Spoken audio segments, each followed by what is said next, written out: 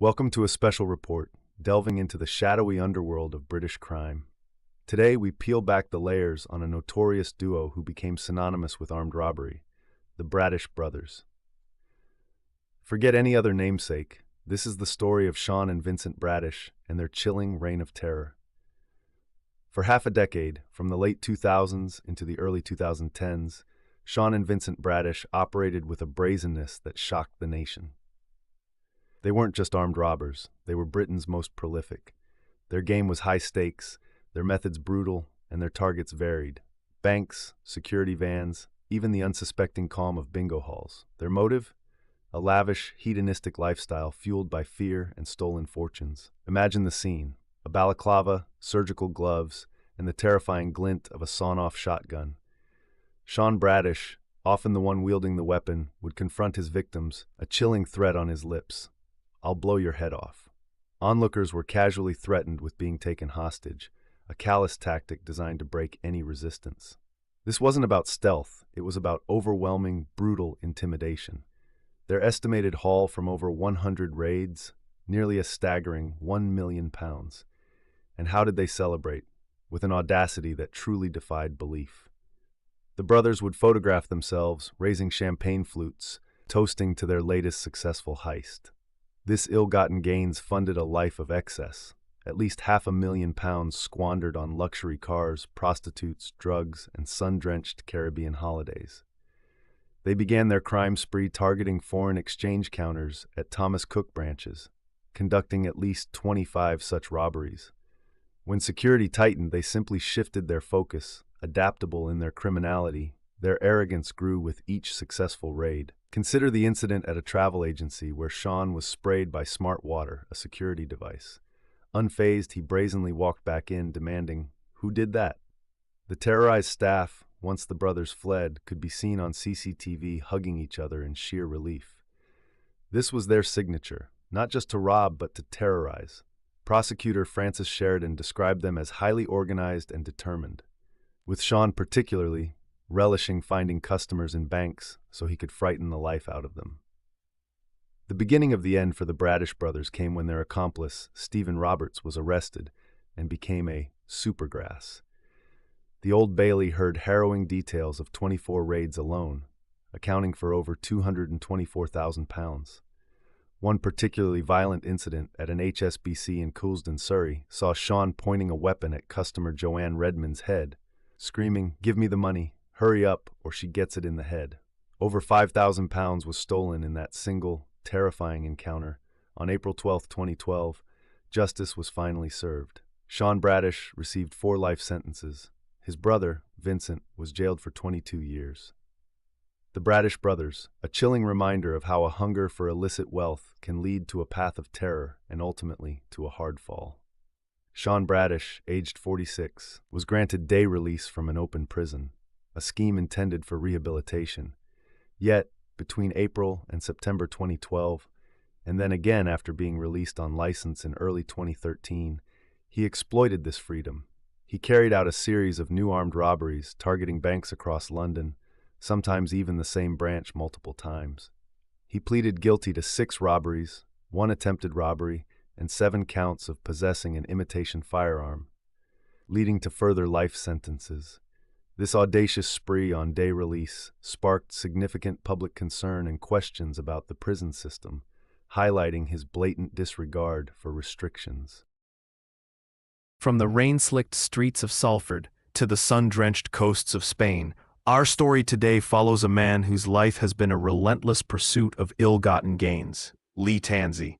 A name synonymous with armed robbery, a figure who has spent years both behind bars and on the run.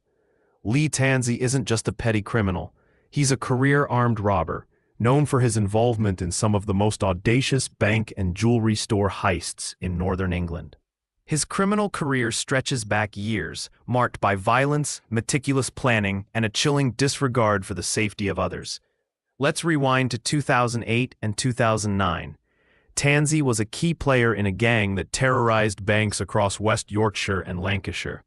Imagine the scene: a quiet Lloyd's TSB in Darwin, then an HSBC in Huddersfield, suddenly shattered by the sound of smashing glass and the sight of masked figures wielding machetes and sledgehammers. These weren't smash-and-grab amateurs. They were organized, ruthless. In one particularly telling moment, during the Darwin raid, Tansey injured his arm on broken glass. His immediate reaction? Not pain, but a calculated attempt to wipe away his blood, to erase any trace of his DNA. That's the level of cunning we're talking about. The law, however, was closing in. After a high-speed chase, Tansey and his accomplice Rickton Henry managed to slip away, fleeing to the assumed safety of Spain. But their freedom was short-lived. They were apprehended at Malaga Airport and extradited back to face justice. In 2011, Lee Tansey was handed an 11-year prison sentence for his role in these chilling robberies.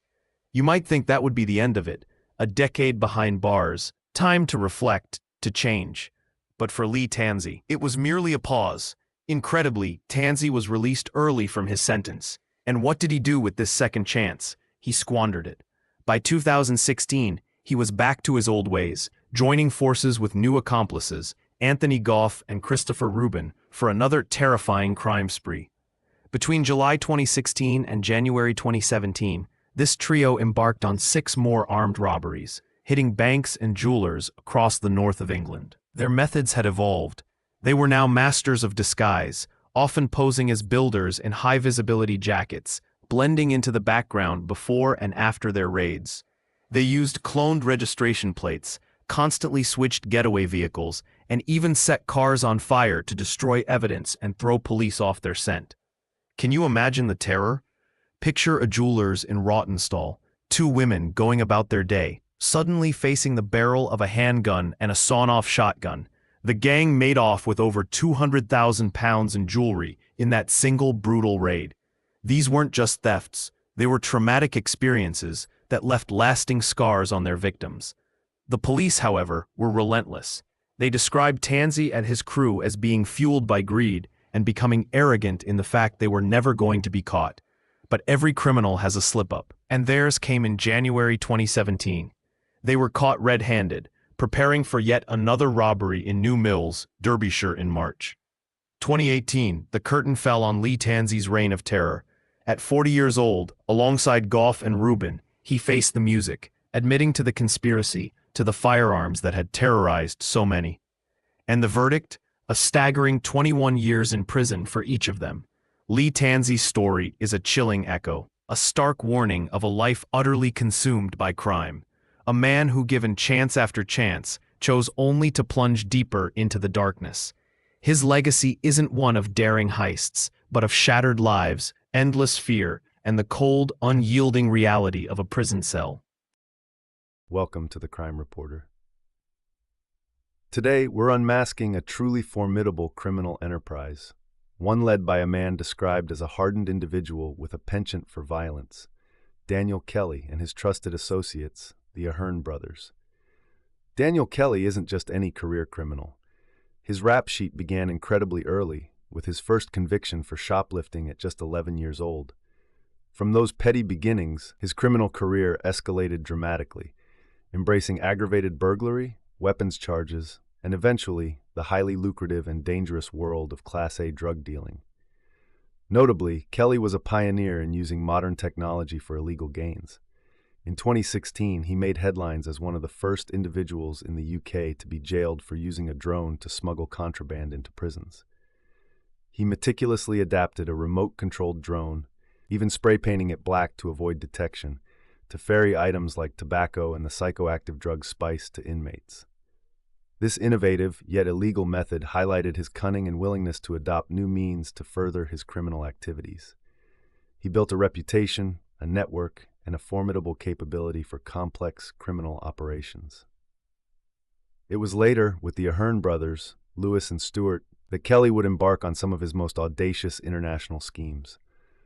Perhaps one of the most prominent was the daring art heist at the Museum of Far Eastern Art in Geneva, Switzerland, in June 2019. This trio executed a meticulously planned burglary, targeting priceless Ming-era porcelain. Imagine the scene. They weren't subtle. Using an angle grinder, a sledgehammer, and crowbars, they smashed their way into the museum, demonstrating a shocking disregard for the historical and cultural value of what they were destroying in pursuit of profit. They made off with 3 exquisite pieces: an early 15th century bottle with a secret pomegranate decoration, a rare chicken cup, and a 14th century An Juan Phoenix design bowl. The insured value of these items alone was over $3.5 million. This wasn't a smash and grab by amateurs. It was a professional job, highlighting their international reach and their ability to plan and execute high-value thefts across borders. The fact that some of these pieces were only recovered through complex police sting operations speaks volumes about the difficulty in tracing such valuable stolen art once it enters the black market. Their international ambitions didn't stop in Europe. Daniel Kelly is also wanted in Japan for an alleged robbery at a Harry Winston store in 2015, an event that further solidified his reputation. This incident saw Kelly and 2 others accused of stealing diamond rings and other high-value items worth nearly £700,000. The brazenness of the attack, which involved assaulting a security guard and smashing display cases, further cemented Kelly's reputation as a violent and highly determined criminal. These international escapades painted a clear picture. Kelly and his crew were not confined by national borders in their pursuit of illicit wealth.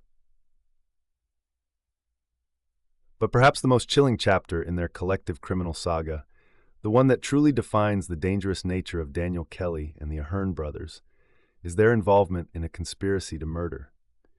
In 2019, Daniel Kelly, alongside Lewis and Stuart Ahern, was found guilty of plotting to murder Paul Allen, a former cage fighter, and notably, a ringleader in the infamous £54 million Securitas cash robbery.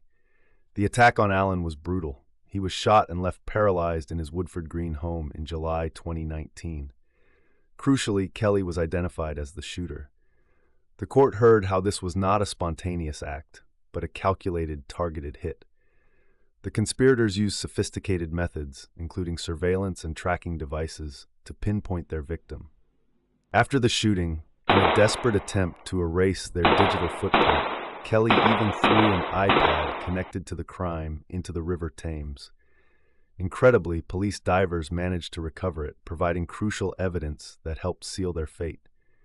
This case truly demonstrated the lengths to which Kelly and the Aherns would go, graduating from high-stakes theft to cold-blooded attempted murder. In April 2025, justice finally caught up with Daniel Kelly.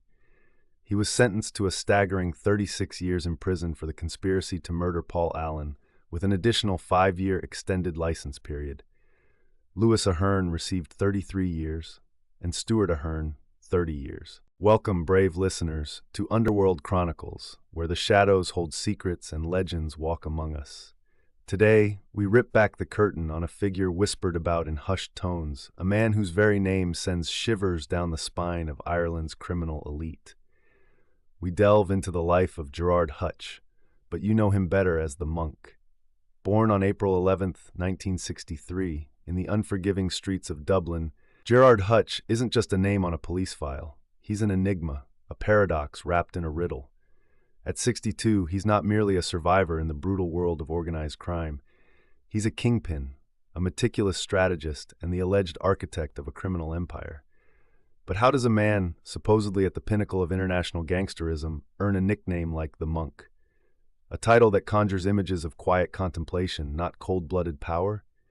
The moniker, whispered into existence by Irish Times journalist Harry McGee, wasn't just a clever turn of phrase, it was a stark observation. Since his release from prison in 1985, Hutch reportedly shed the trappings of typical gangland excess. No flashy cars, no ostentatious displays of wealth, no public revelry. Instead, a disciplined, almost ascetic lifestyle. This wasn't just personal preference, it was a calculated move. This understated approach, this ironclad self-control, became his ultimate weapon, a shield against scrutiny and a potent symbol of his unique power.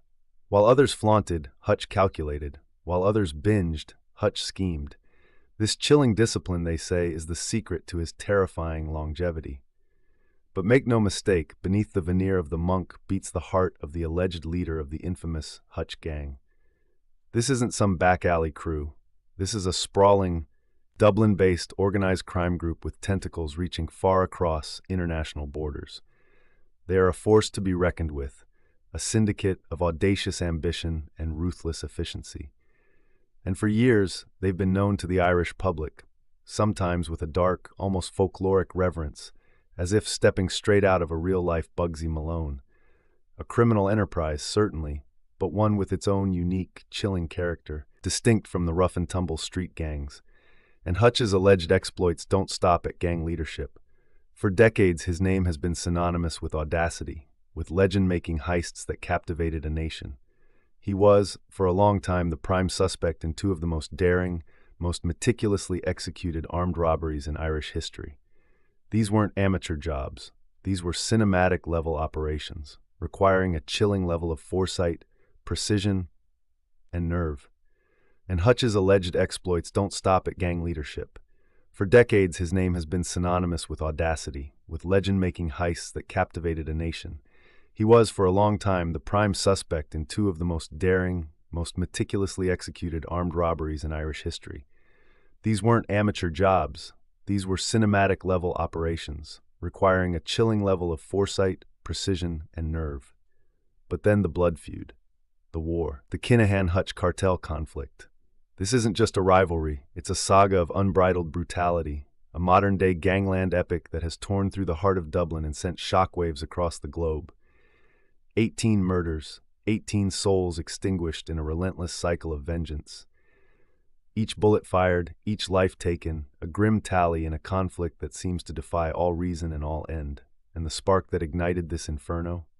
The event that plunged an already violent feud into unprecedented depths? February 2016, the Regency Hotel in Dublin. It was meant to be a boxing weigh-in, a public event. Instead, it became a battleground, a scene of shocking brazen violence played out in broad daylight. David Byrne, a high-ranking Kinahan associate, was gunned down in a hail of bullets. This wasn't just a murder, it was a public execution, a direct challenge, and a declaration of war on the Kinahan cartel. The images from that day, the chaos, the panic, the chilling efficiency of the attack, seared themselves into the national consciousness. It was a line crossed, an act so audacious that it screamed for retaliation, ensuring that the rivers of blood would continue to flow. The heat was on. The world watched, breathless, as the net slowly, inexorably tightened. And then, the biggest gamble, the ultimate showdown, unfolded in April 2023. After years of speculation, after an international manhunt, Jerry Hutch stood trial. The charge? Planning the cold-blooded murder of David Byrne at the Regency Hotel. This wasn't just any trial. It was a legal war, a high-stakes chess match played out in the Irish courts. Every detail was scrutinized, every witness grilled, as the prosecution sought to connect the monk directly to the Regency hit. The evidence was complex, often circumstantial, painting a picture of coded communications, alleged movements, and a desperate pursuit of justice. The trial itself was a spectacle, a legal cage match that dragged the darkest secrets of the underworld into the glaring light of day, captivating an entire nation and making headlines across Europe. After a grueling, tension-filled process, the verdict came down, acquittal, not guilty. The air crackled with disbelief. Was it a testament to his unbreakable will, his ability to evade the grasp of justice, or simply the agonizing complexity of prosecuting a man so deeply entrenched in a world of whispers and shadows? Regardless, it sent a powerful message. The monk remained elusive. The legal system had wrestled with the legend, and the legend, for now, had prevailed. You may not know his name, but in the dark corners of Sydney's underworld, he's a legend, a man whose reputation has been carved out through a life steeped in crime, beginning when he was just 12 years old. This is the story of Reynold Glover, a man described by those who know him best as the baddest. At only 37, Glover has amassed a rap sheet infamous among Sydney's criminal elite. His approach to crime? Fearless. Yet for years, his name has been hidden from the public eye. Suppression orders, put in place due to the sheer number of criminal charges he faced simultaneously, meant that while his crimes made headlines, the man behind them remained a phantom. But that silence ends now. The Saturday and Sunday Telegraphs have successfully fought to lift these orders. finally revealing the life and crimes of Reynold Glover.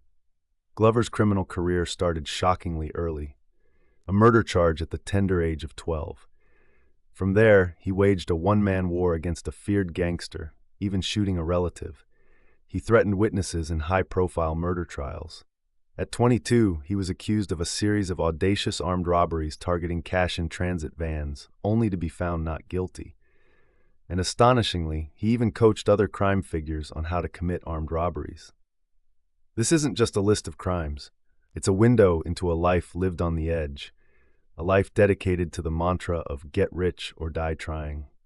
For years, Reynold Glover was a ghost in the machine of Sydney's criminal underworld. But the lifting of these suppression orders, a direct result of his guilty plea in his final criminal case, means his story can finally be told in full. From a skinny, poor kid from Sydney's inner west, he transformed into what many describe as the apex predator of New South Wales's underworld. His orbit is a dangerous one, populated by career cops, shrewd lawyers, hardened gang members, high-level drug dealers who turned informant, and a long list of dangerous criminal enemies. Remember 2009? Sydney was rocked by a wave of daring armed robberies. Over $6 million stolen from cash-in-transit vans. Even the elite Cranbrook School was hit. Behind these sensational headlines, unknown to the public, was Reynold Glover. His boys were flush with cash, splurging on waterfront properties, overseas holidays, diamond rings, and jet skis. It was a seemingly innocuous discovery, a Chubb docket found by a maintenance worker in a South Sydney unit block, that blew open the police investigation, leading them straight to Glover and his associates. When police finally caught a key witness, dubbed Mr. X, he promised to deliver the criminals responsible for the $6 million heists. With a star witness and what seemed like an ironclad case against Glover and 3 others, no one could have predicted the bombshell result of the marathon 5-month trial. Reynold Glover was acquitted of all charges related to the $6 million armed robberies. In hindsight, threatening to kill Mr. X, the very star witness, was a colossal mistake. Even from behind bars, Glover's influence loomed large. Released on bail for threatening Mr. X, he made 2 visits to one of Nensawassa's most notorious inmates in Lithgow jail. Their 4-hour conversations, secretly taped by police, revealed even more of Glover's intricate criminal world. And the audacity continued. After being caught on a secret police recording agreeing to teach a crime figure's younger brother how to rob a cash-in-transit van, Glover went and did it. With never-before-seen footage confirming his involvement, his reach extended even to the upper echelons of Sydney's organized crime. When the cousin of crime lord Bassam Hamzy stole $5,000 from Glover's mother, the vengeful criminal turned up at his front door, demanding payback. Even in jail, the rivalry persisted. When Glover and Hamzy ran into each other inside Silverwater jail, the sentiment was mutual. "Let's do this," one said, before they clashed. Glover's impact wasn't limited to the criminal underworld. Model Lara Worthington narrowly avoided being held up by Glover's brother and his associates when they robbed Surrey Hills' Excelsior Hotel. Pub boss Justin Hems wasn't so lucky, reportedly having a pistol pointed at his head. Even in the highly secure Supermax prison, a place he remarkably claimed to enjoy more than the spinners in the main section of Goulburn Jail, Glover remained defiant, setting fire to his cell 3 times. A prolific letter writer in jail, Glover's pen pals include some of Australia's toughest gangsters. From behind bars, he continues to issue threats to witnesses, a testament to his enduring and dangerous influence. The story of Reynold Glover is a chilling journey into the heart of Sydney's criminal underworld, a narrative of a man who, for decades, operated in the shadows, now finally brought into the light.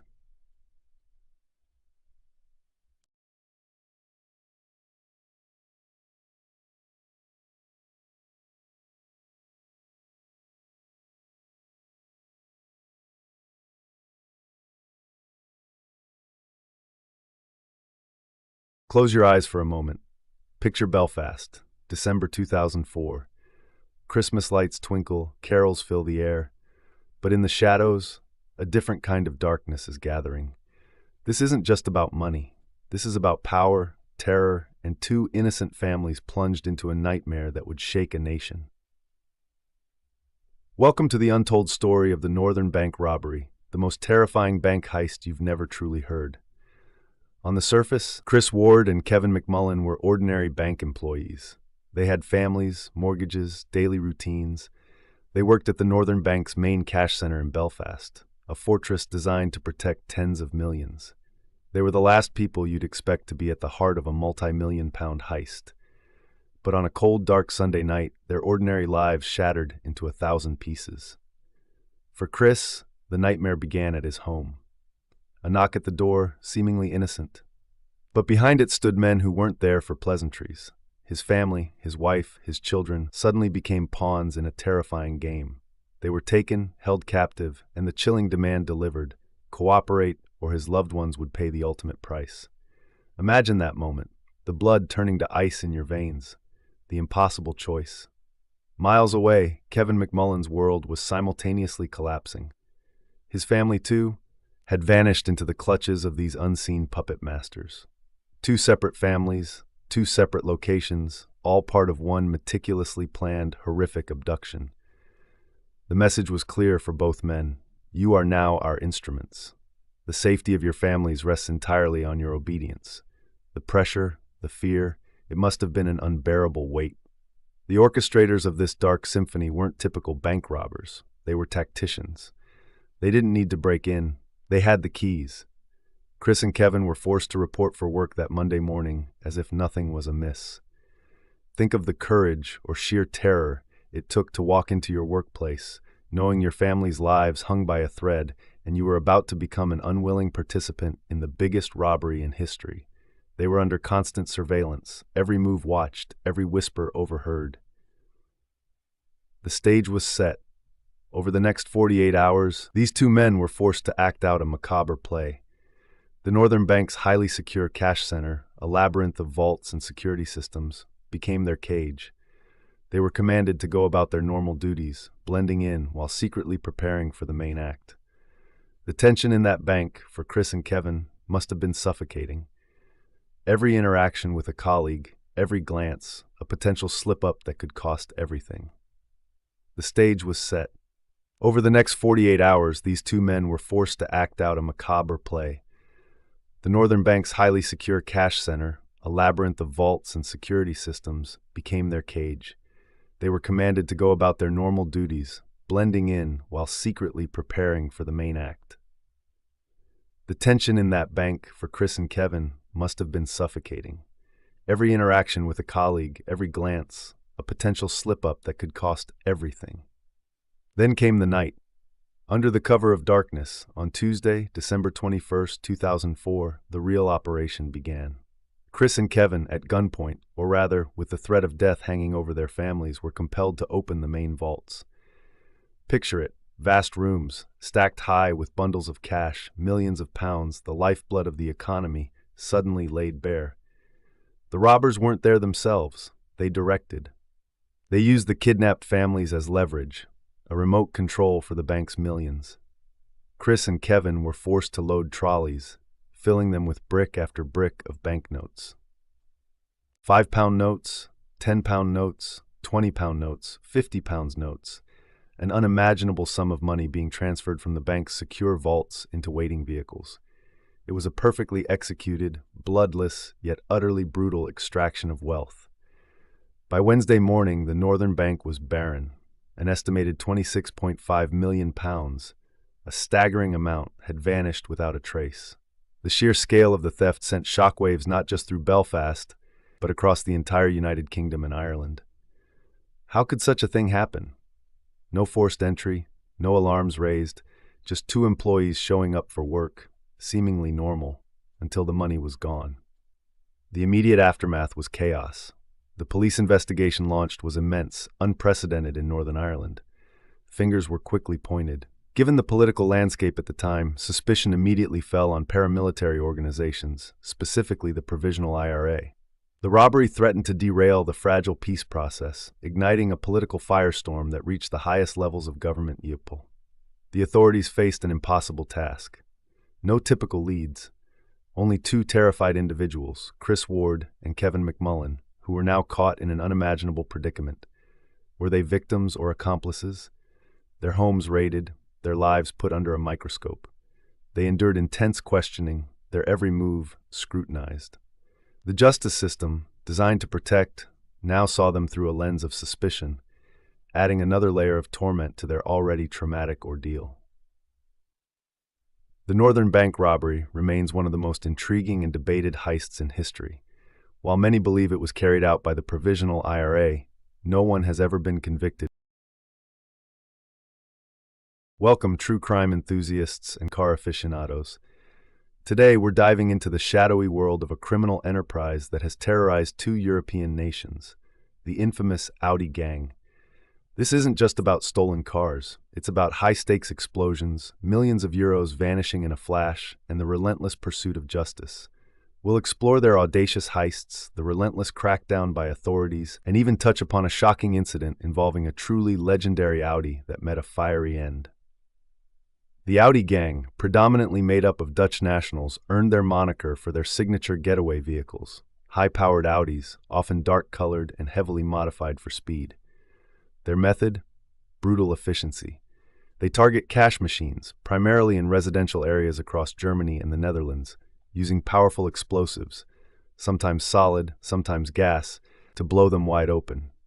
The force is immense, often causing significant structural damage to surrounding buildings, putting countless innocent lives at risk. After the deafening blast, it's a race against time.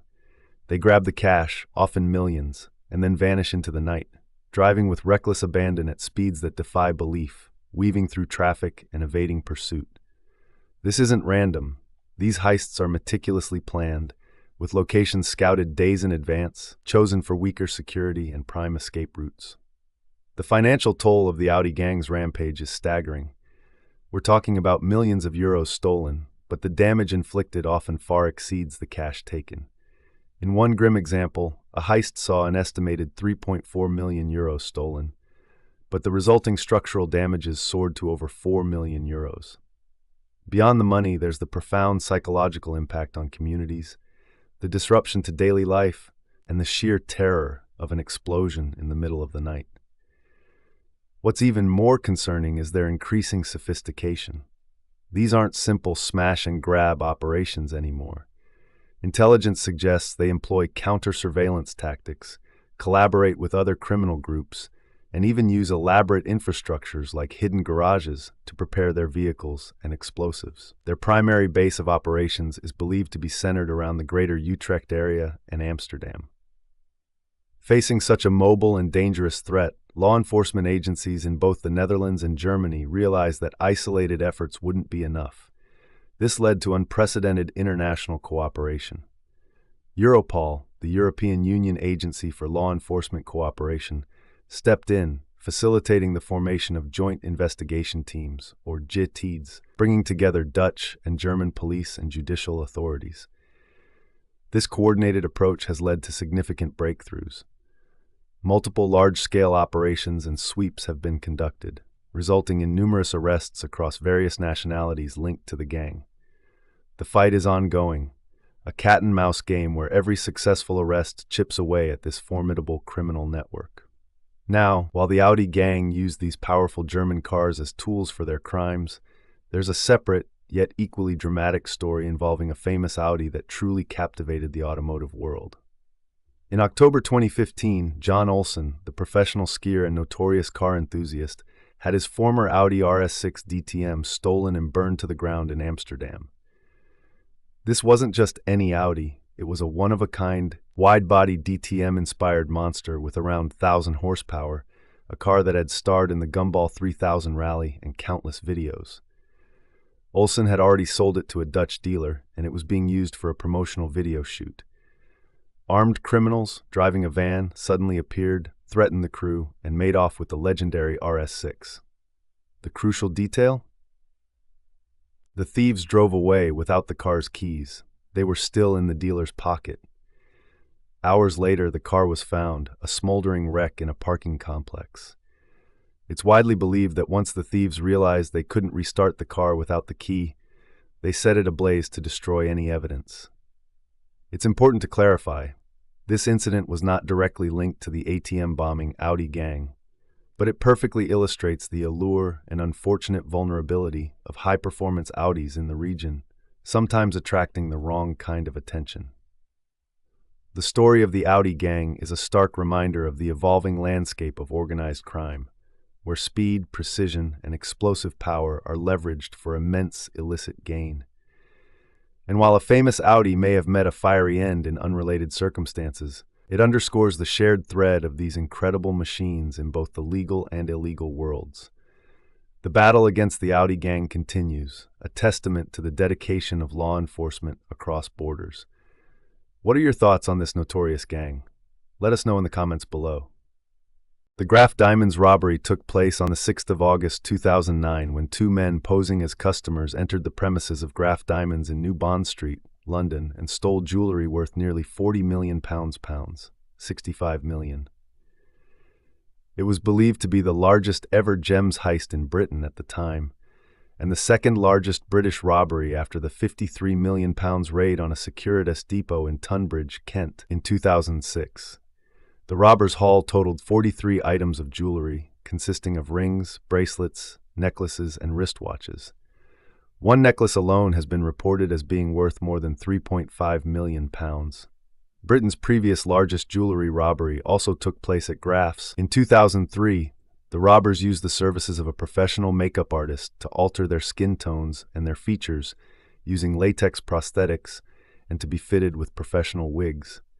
The artist took 4 hours to apply the disguises, having been told that it was for a music video. Viewing the results in a mirror, Aman Kasey commented, "My own mother wouldn't recognize me now," to which his accomplice is reported to have laughed and replied, "That's got to be a good thing, hasn't it?" The same makeup studio had unwittingly helped disguise members of the gang that robbed the Securitas depot in 2006. On the 6th of August 2009 at 4:40 p.m., two sharply dressed men arrived at the Graf Diamonds jewelry store in New Bond Street, central London, by taxi, and once inside produced 2 handguns which they used to threaten staff. Study made no attempt to conceal their faces from the premises. CCTV cameras due to their elaborate disguises. Even though one of the robbers was wearing leather gloves, store security allowed him entry, being used to the eccentric behavior of some super-wealthy clients. Petra Einar, a shop assistant, was forced at gunpoint to empty the store's display cabinets. A total of 43 rings, bracelets, necklaces, and watches were taken. She was briefly held hostage at gunpoint and was forced into the street during the getaway. She testified that the robbers told her that she would be killed if she did not carry out their demands. After releasing the hostage outside the store, one of the robbers fired a shot into the air to create confusion, and both escaped the scene in a blue BMW vehicle. This vehicle was abandoned in nearby Dover Street, where a second gunshot was fired into the ground, while the robbers switched to a second vehicle, a silver Mercedes. They again switched vehicles in Farm Street, after which there was no further information regarding their whereabouts. All of the diamonds had been laser inscribed with the Graf logo and a Gemological Institute of America identification number. Detectives investigating the robbery stated, "They knew exactly what they were looking for, and we suspect they already had a market for the jewels." The suspects' details were circulated to all ports and airports, but police believed they would have an elaborately prepared escape route and had already left the country. The robbery was being investigated by Barnes Flying Squad, headed by Detective Chief Inspector Pam Mace. The financial loss to Graf Diamonds was more than £10 million, £6.6 million. The actual value of the pieces for insurance purposes was put at $39 million, £26 million. But, according to Nicholas Payne, the company's secretary, the syndicate that insured Graf was only liable for $28.9 million. A pay-as-you-go mobile phone was discovered that robbers Kasey and Craig Calderwood left in the car after ramming into a black cab. After the collision, in their haste to transfer to a second vehicle, the robbers forgot the mobile phone that was wedged between the driver's seat and the handbrake. Anonymous numbers stored on the mobile phone quickly allowed police to discover the identity of the robbers. Prosody rate 7. On the 20th of August 2009, two men, Calderwood, 26, of no fixed abode, and Solomon Bain, 24, of Lylestone Road, London NW8, were charged in connection with the robbery.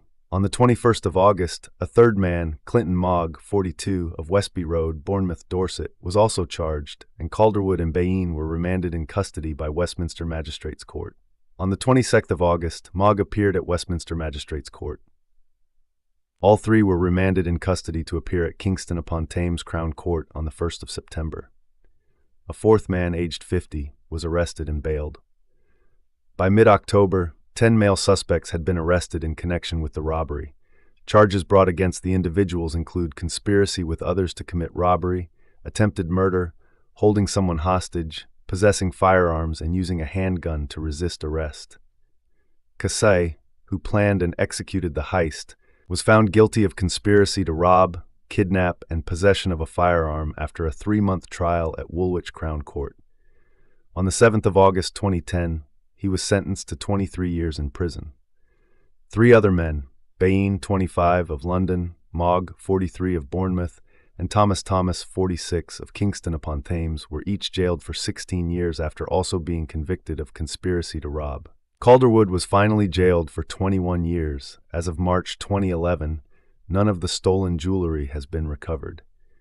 Experts believe the jewelry has probably been broken up, so the precious stones could be anonymously resold after being recut.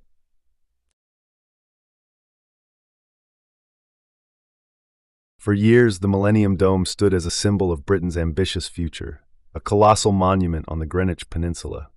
But on a cold November morning in 2000, it became the stage for one of the most audacious and ultimately bungled robberies in UK history. At the heart of this extraordinary plot was a man who saw not a national landmark, but a vault containing diamonds worth hundreds of millions. Raymond Ray Betson. Betson, a career criminal with a history of offenses, was not just a participant, he was the mastermind. He meticulously planned to steal the Millennium Star diamond, a priceless gem, from its exhibition within the dome. His scheme was a testament to bold ambition, aiming for a smash and grab on a scale rarely seen. He believed in his plan, using state-of-the-art technology and anti-surveillance devices, confident that he and his gang, the Dome Raiders, were always one step ahead. On the day of the raid, the scene was set. Betson himself was behind the wheel of a stolen JCB digger, smashing through the perimeter of the dome and driving directly into the exhibition area. His accomplices, armed with sledgehammers and dressed to intimidate, were ready to shatter the reinforced glass protecting the diamonds. It was a chaotic, high-speed assault, designed to overwhelm and disorient. However, what Betson and his gang didn't know was that the police, specifically the flying squad, had been watching them for weeks. Operation Magician had been in full swing, gathering intelligence, replacing the real diamonds with replicas, and setting a trap. As Betson rammed the digger into the dome, police officers, lying in wait behind a false wall, swarmed the exhibition. The invincible Dome Raiders were caught red-handed. Betson was arrested on the spot and initially sentenced to 18 years in prison for conspiracy to rob, a sentence later reduced to 15 years on appeal after pleading guilty to the lesser charge of conspiracy to steal. He maintained that he never intended to harm anyone, only to steal.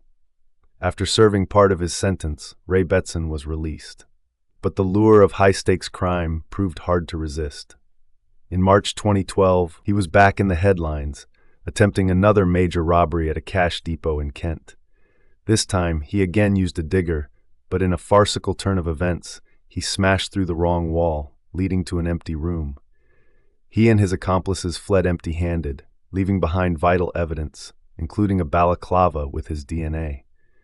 In 2014, Betson was convicted of attempted robbery for this botched raid and sentenced to another 13 years in prison.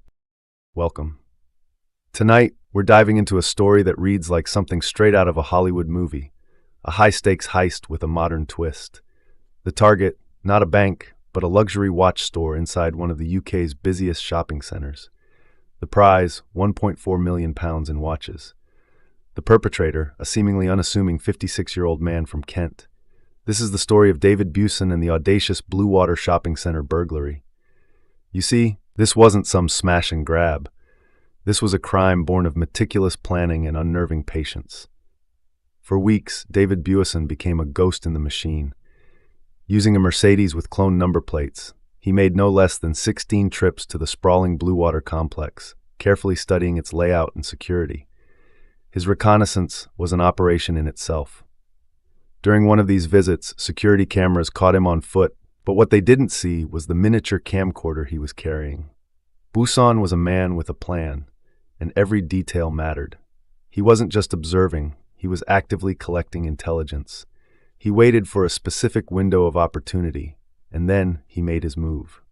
The night of February 7th, 2025 was when his grand design came to life. Under the cloak of darkness, Buisson returned to Bluewater. He didn't come in through the front door.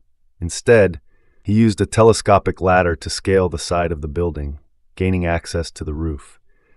From there, he cut a precise hole directly above the targeted store. It's an old-school technique that speaks to a certain kind of skill and determination. But he wasn't done. He then cut a second hole, this time through the roof of the shop unit itself. Once inside, he knew exactly where to go. He made his way to the safe, and using the pin he had captured on his secret recordings, he bypassed the security and got what he came for. 159 luxury watches valued at a jaw-dropping £1.4 million. It was a flawless execution, or so he thought. Buisson left the scene and disappeared into the night. He was confident his meticulous planning would pay off, but he had underestimated the other side of the chessboard: modern police work. While his methods were old school, the authorities were anything but.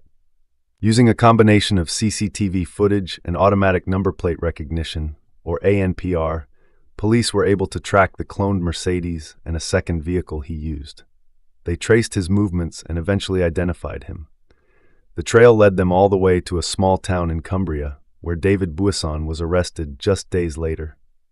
The final piece of the puzzle came from a search of his car and home. It was there that investigators found the very tools of his trade. They discovered a bag containing some of the stolen watches, and perhaps most damning of all, they found the tiny camcorder.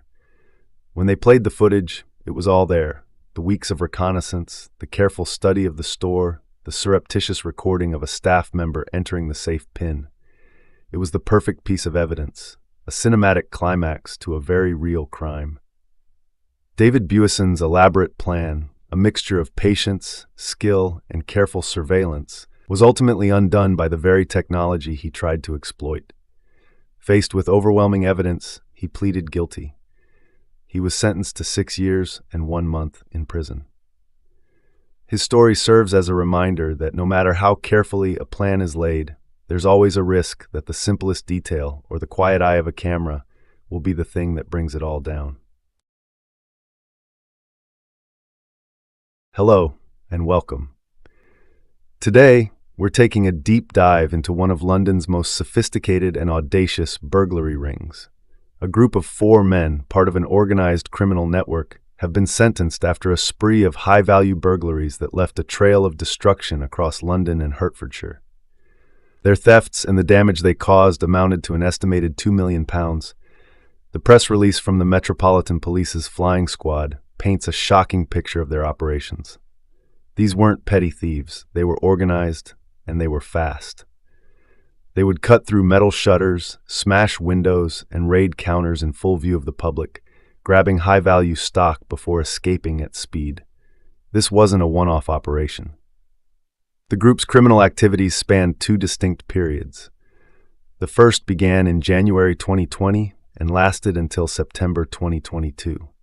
During this time, Lewis Northover, Scott Logan, and Sean Bennett were the key players. They used high-powered stolen vehicles to target a range of commercial properties, focusing on items like cigarettes, jewelry, and silverware. Their method was precise. They'd drive the stolen cars to shops in North London and the surrounding home counties. Once there, they would use tools to cut through the metal shutters and force their way inside. The operations were so swift, with each member having a clearly defined role, that they were in and out in minutes. This first crime wave linked them to in the region of 100 burglaries, with the stolen property and damage exceeding a staggering £1 million. After a brief hiatus, the network resumed their criminal enterprise in April 2024. This time, Northover and Logan were joined by a new member, Saction Morgan. For 9 months, they targeted more than 35 convenience stores, electronics shops, and even a department store, with several raids on jewelry stores in South London. The stolen goods were often stored in isolated locations, including, astonishingly, the grounds of a church. This second series of burglaries showed the group's continued boldness and their belief that they were untouchable, but they were wrong. The Metropolitan Police's Flying Squad, a unit dedicated to tackling organized crime, was on their trail. The investigation was a masterclass in diligent police work. Detectives had to sift through hundreds of hours of CCTV footage, conduct forensic searches, and place the suspects under careful surveillance. They tracked the group's movements, including 2 of their stolen getaway vehicles, an Audi RS6 and a VW T-Roc, to a secluded barn near Waltham Abbey. This barn was being used as a storage location for their stolen goods. The end came on Thursday, January 9th. After Northover, Logan, and Morgan targeted an electronics store in northwest London, they returned to their storage location at the barn. But instead of an empty building, they found Flying Squad officers lying in wait. Logan and Morgan were caught red-handed, in possession of the stolen goods, an angle grinder used in the burglaries, and even high-powered electric bikes. Northover was arrested in the following weeks. The arrest led to further discoveries. When officers apprehended Sean Bennett, they found a trove of stolen silver, worth £80,000, at his home. Bennett claimed he had simply been paid to store the items, but it was another piece of the puzzle that linked him to the network. With the evidence stacked against them, the 4 men entered guilty pleas. Lewis Northover and Scott Logan were each sentenced to 6 years and 9 months in prison. Sean Bennett received 4 years and 10 months, and Saction Morgan was sentenced to 2 years and 7 months. Detective Chief Inspector Scott Mather, who led the investigation, said the men horrified shopkeepers and communities with a series of raids. He added that the force's hard work shows their commitment to taking the fight to criminal gangs. This case serves as a powerful reminder of the sophisticated nature of organized crime, but also of the dedication of the police in bringing these criminals to justice. The Met has reported a 16% reduction in business robberies in London over the last 4 weeks, a testament to their ongoing efforts. Thank you for watching. For more stories like this, please subscribe. Let's drill down into the climax of Ronnie Easterbrook's career, the day it all exploded in southeast London, the Woolwich Robbery. November 1987. A day etched in the grim annals of British crime, a day where a supermarket, a bag of cash, and a tip-off converged into a hail of gunfire. The plan was simple, brutal, and to Easterbrook, likely just another Tuesday. The target, a Bayjam supermarket in Woolwich. The prize? The payroll. A cool £10,400. Ronnie Easterbrook, armed with his own revolver, was the lookout, the eyes outside. Inside, his accomplice, Tony Ash, a fellow armed robber, was the muscle. Ash stormed the store, pressed a loaded revolver to a shop assistant's head, and demanded the Securicore cash bag. No pleasantries, just raw, terrifying intent. But this wasn't just another job. The police were already on them. A cold tip-off had gone out, and the Flying Squad, Britain's elite anti-robbery unit, was breathing down their necks. They weren't just following, they were waiting. The plan for Easterbrook and Ash was to hit the store, then bolt to a car swap-over point about a mile away in Sunbury Street. They thought they were slick. They were dead wrong. As they pulled into Sunbury Street, perhaps even before they realized what was happening, the ambush sprung. The street erupted. This wasn't a quiet arrest. This was a war zone in front of Woolwich Fire Station. Gunshots ripped through the air, echoing off the buildings. Tony Ash, the man who just held a gun to a shop worker's head, went down, shot dead by police. No negotiation, no surrender, just lethal force, but Easterbrook wasn't done. He was a cornered animal. 6 shots spat from his revolver, one finding its mark, tearing into the leg of Inspector Dwight Atkinson, a police officer caught in the chaos. Ronnie himself was hit, along with his getaway driver, Gary Wilson. The street was chaos, smoke, and the smell of gunpowder. The raw, brutal truth of that moment was captured by a Thames television film crew working on a documentary about the Flying Squad. Imagine, cameras rolling as bullets fly, as men fall, as a notorious armed robber is finally brought to his knees. The footage, later broadcast, showed the stark reality of the encounter. Easterbrook, wounded, defiant, finally wrestled to the ground. His criminal career, for all intents and purposes, was over. But his fight against the system? That was just beginning. At his trial, Easterbrook wanted to claim that the police operated a shoot-to-kill policy and that he had only fired in self-defense. His barrister refused, deeming the defense too political, so Easterbrook chose to defend himself. In November 1988, he was convicted of robbery, wounding with intent, and firearms offenses, receiving a whole life sentence, a first for an armed robber. But this wasn't the end of Ronnie Easterbrook's fight. He consistently maintained his innocence, believing his arrest was a setup and that he hadn't received a fair trial without being able to present his chosen defense. He appealed, but his application was refused. For years, he remained in prison, even going on hunger strikes and dirty protests, refusing to participate in the parole process. He took his case to the European Court of Human Rights, which ruled that aspects of his tariff-fixing procedure had breached human rights conventions. Despite the European Court's ruling, Ronnie Easterbrook remained incarcerated, steadfast in his belief that his conviction was unlawful. He died in prison in 2009, still protesting his innocence. His case, particularly the ruling by the European Court of Human Rights, had a significant impact on how tariffs for convicted criminals are set in the UK. Ronald Easterbrook's life was a complex tapestry of crime, violence, and an unwavering defiance against the system that imprisoned him. He was a career criminal, but also a man who fought for what he believed was justice, leaving a lasting mark on the legal landscape. What do you think about Ronald Easterbrook's case? Do you believe he received a fair trial, or was he a victim of a system he claimed was rigged? Let us know in the comments below. Don't forget to like this video and subscribe for more true crime stories. Hello and welcome. Today we're diving into the audacious story of a sophisticated criminal enterprise that terrorized the northwest of England, leaving a trail of destruction and stolen cash in its wake. This is the tale of the Caravan Park Gang. For nearly a year, from early 2018 to February 2019, a highly organized group of 5 men wreaked havoc across 4 counties. Their targets? ATM machines, primarily at co-op stores, and their method? Extremely dangerous and destructive. They would pump gas into the cash machines, then ignite it, causing an explosion to crack open the safes. In total, they netted a staggering 480,500 pounds. What made this gang particularly intriguing was their operational base. While perpetrating their meticulously planned heists across Cheshire, Greater Manchester, Yorkshire, and Wales, they would retreat to an unassuming caravan park in Rhyl. This seemingly innocent holiday spot served as their headquarters, a place where they mingled with unsuspecting families, all while plotting their next explosive robbery. They believed this strategy, crossing multiple police force boundaries, would keep them off the radar of Greater Manchester police.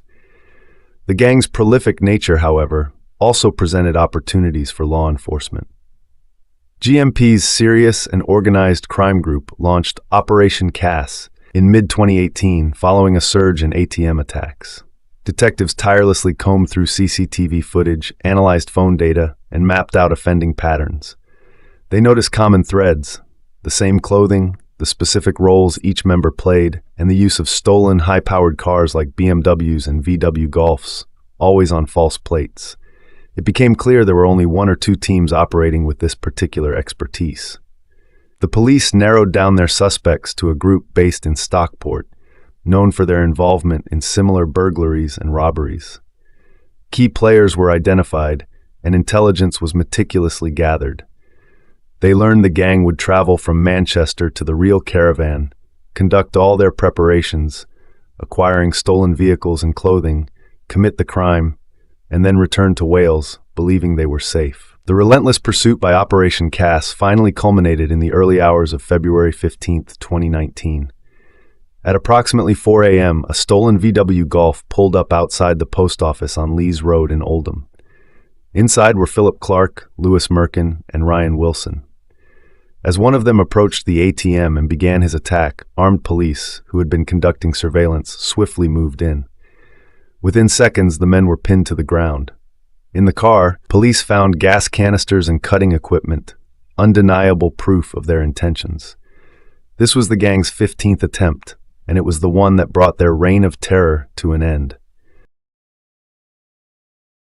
Imagine the sheer audacity, the confidence of a man walking into a bustling supermarket, stepping behind a high-security counter, and simply taking £40,000. No mask, no weapon, no smashed glass, just a smart suit, a false persona, and nerves of steel. This is the story of one of the most brazen, yet least known heists in Greater Manchester history. A crime so coolly executed it rivals the plot of a Hollywood blockbuster. The target? The Asda Bureau de Change at Trafford Park. The date? July 29, 2015. And 10 years later, the man who pulled it off remains a complete mystery, vanishing into the crowd with a bag full of cash. This isn't a story about a smash and grab.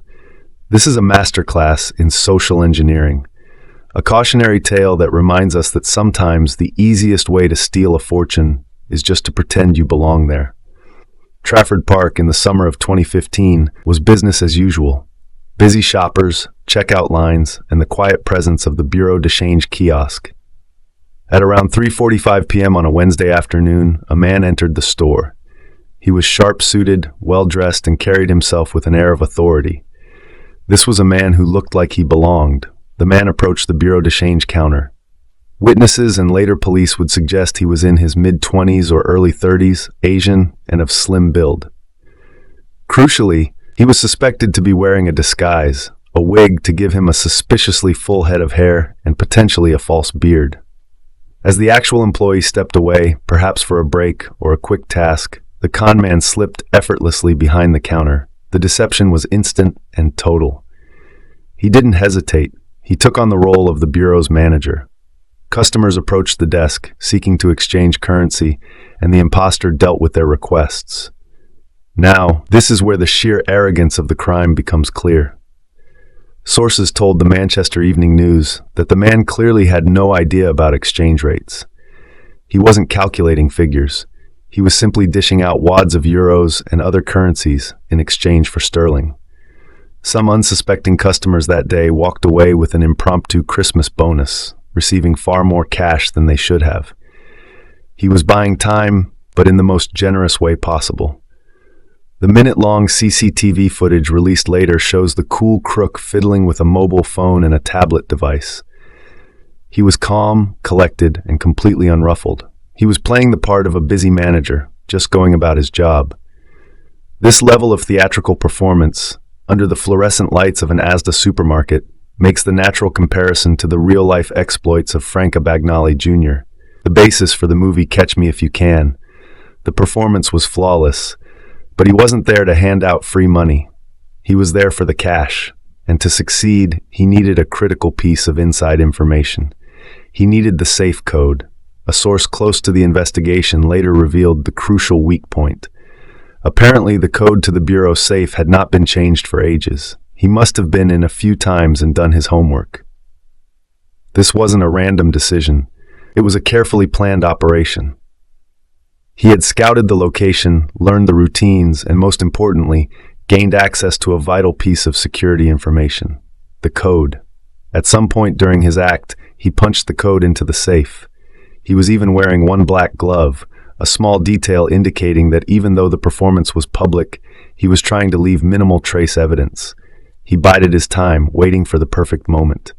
Then, with the code successfully entered, he accessed the safe. Inside was the day's cash, around £40,000. He emptied the contents into the plastic bag he had brought in, closed the safe, and casually walked out of the store. No shouting, no running, no panic. He simply finished his shift and left. The sheer nerve of the man is unbelievable. At one point, a senior member of Asda's staff even walked past the kiosk and spoke to him, completely unaware they were talking to a con artist who had just emptied the safe.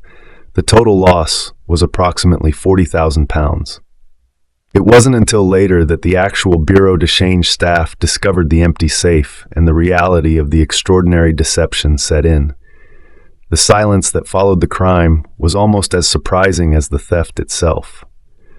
Asda and Greater Manchester Police said nothing about the incident until a week later. It was only when the Manchester Evening News received a tip-off and broke the story on August 5, 2015, that the full scale of the heist became public knowledge.